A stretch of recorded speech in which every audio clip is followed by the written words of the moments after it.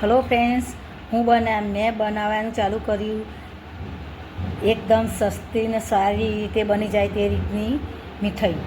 આ મીઠાઈ માટે મેં 8થી 10 કાજુ લીધા, 1 કપ સિંગદાણા, અડધો કપ ખાંડ અને અડધો કપ ટોપરાનું છીણ એટલે ટોપરાનું બૂરું એ લઈ અને મેં ક્રશ કરી દીધું. બધું ક્રશ કર્યા પછી બધું ચાળી અને આ રીતે બધું મેં ભેગું કરી દીધું છે જુઓ.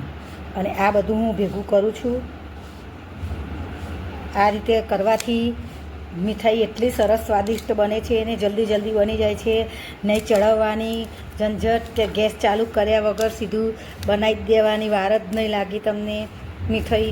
અને આ મીઠાઈ રક્ષાબંધન ઉપર પણ ઉપવાસમાં પણ ખાઈ શકાય. રક્ષાબંધન ઉપર ભાઈ બહેન આપણા ઘેર કોઈ ગેસ્ટ આવ્યા હોય, બેન ભાણેજી આવ્યા હોય તો પણ એ લોકોને ભાવે તેવી મીઠાઈ છે.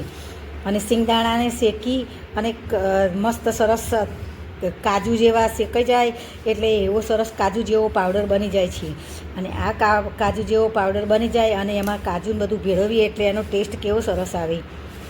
હું આ રીતે જ બનાવું છું. જુઓ, મીઠાઈ મેં મલાઈ નાખી અને બધું સરસ મસ્ત ક્રશ કરી દીધું છે.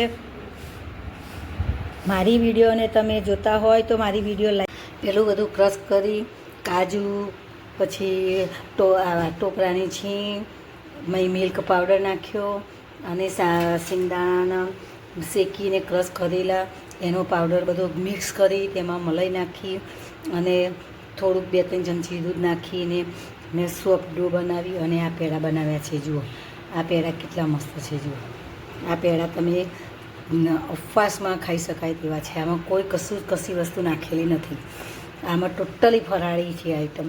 એટલે ફરાળી આઈટમ એટલે આપણે ઉપવાસમાં ખાઈ શકાય. આ શ્રાવણ મહિનામાં તો બધા જ ખાઈ શકે તેવી છે. અને તમે મારી ચેનલ ઉપર હોય તો મારી ચેનલને લાઈક કરજો, સબસ્ક્રાઈબ કરજો અને મને આગળ વધારવા માટે હું વધુ એના માટે તમે મને કોમેન્ટ કરતા રહેજો.